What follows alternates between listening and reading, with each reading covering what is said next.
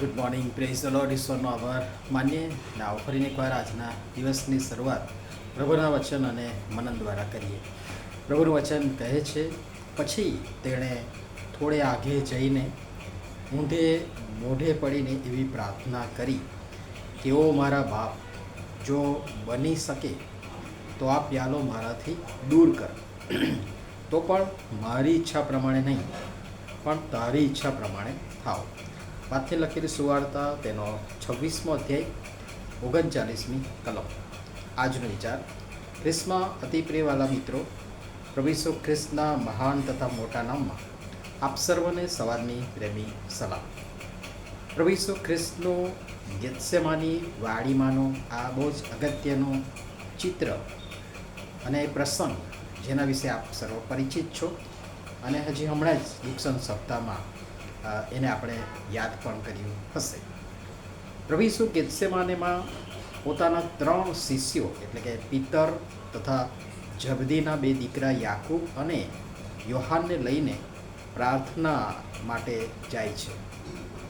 પોતે આવનાર સમયથી વાકેફ અને અવગત છે, સાથે શોકાતુર પણ અને ઉદાસ પણ છે. શિષ્યોને કહ્યું પણ ખરું કે મારો જીવ મરવા જેવો શોકાતુર છે, તમે અહીં રહીને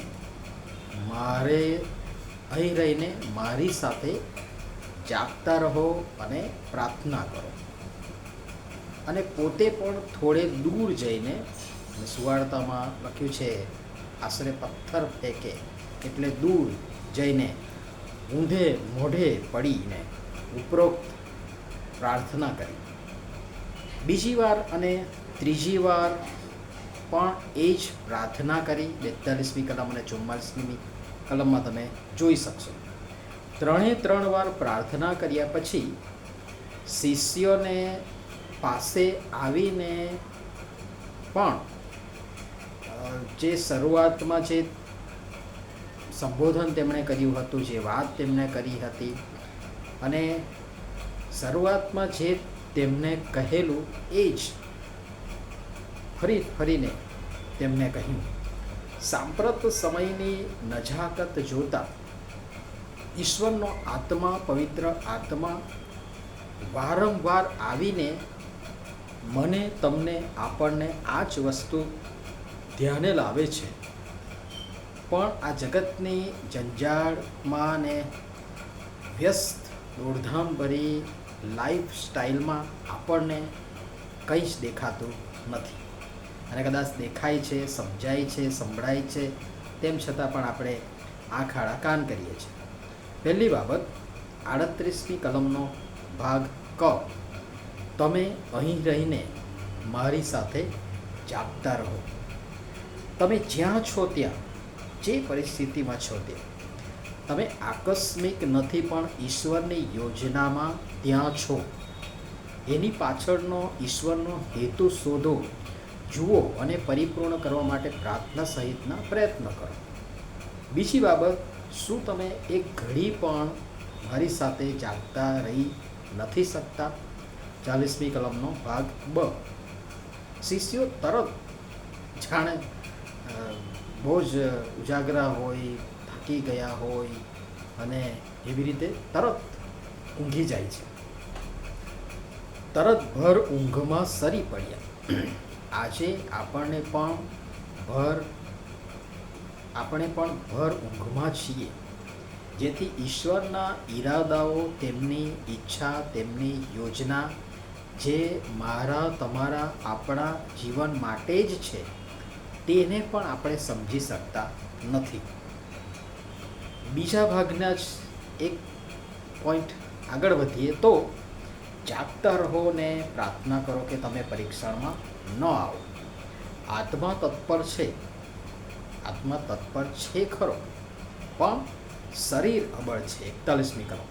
ઈશ્વર ચાહે છે કે આપણે પરીક્ષણમાં ન પડીએ, પણ આપણે જગતની દુર્વાસનાઓથી ખેંચાય, ભરમાય, અંજાય, આકર્ષાય, તેમાં જાતે જઈ પડીએ છીએ. આત્મા તત્પર છે, એ ના પાડે છે, સંકેત આપે છે, ભય સૂચક સિગ્નલ પણ વગાડે છે અથવા તો આપે છે, પણ આપણે ક્યાં સાંભળવું છે? આપણે તો અબળ શરીરને જ આધીન થવું છે, હસાવવું છે, અટવાવું છે અને એનું જ સાંભળવું છે, તેનું જ સાંભળવું અને કરવું છે. અને અંતે જોખમમાં આવી પડતા, સંકળામણમાં આવી પડતા બૂમાબૂમ કરી મૂકીએ છીએ.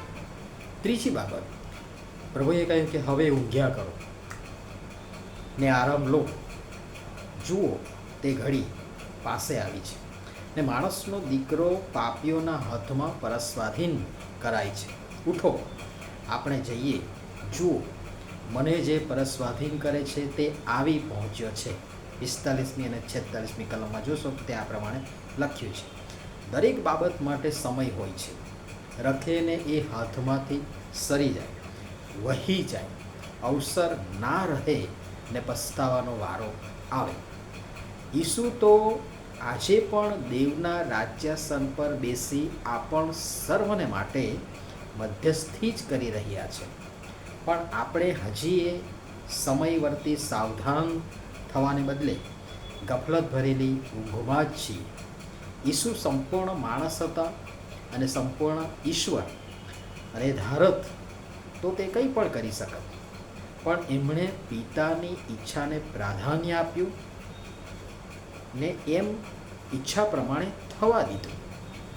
બાકી વિચારો, એ પ્યાલો દૂર કરાયો હોત તો મારી, તમારી, આપણી સી વલે થાત, સી દશા હોત. પણ એમણે આપણા માટે એ કર્યું, એ થવા દીધું. તો હવે સફાળા જાગી, ઊંઘ તજી, આળસ છોડી તેમની સાથે જાગતા રહીએ. પ્રાર્થના સહિત તેઓ જે મારા, તમારા, આપણા મારફતે કરવા કે કરાવવા માગે છે તે કરીએ. પ્રભુ સમજવા આપણ સર્વની સહાય તથા મદદ કરો. નમી પ્રાર્થના કરીએ.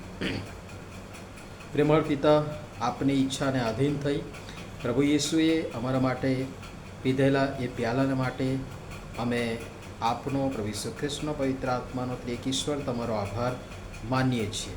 કૃપા કરીને એ સદૈવ સ્મરણ કરતા જાગતા રહેવા અને પ્રાર્થના કરવા અને પરીક્ષણમાં ન પડવા અમારી સૌની તમે સહાય તથા મદદ કરો. પ્રભુ ઈસુના નામમાં આમેન. ધન્યવાદ.